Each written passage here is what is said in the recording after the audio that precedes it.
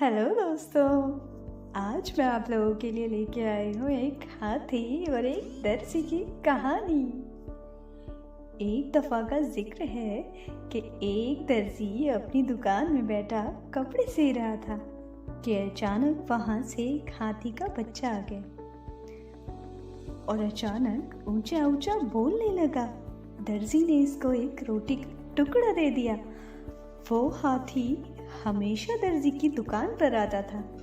एक दिन हाथी आया लेकिन दर्जी ने इसको रोटी के बजाय सुई चुभो दी। हाथी भाग गया।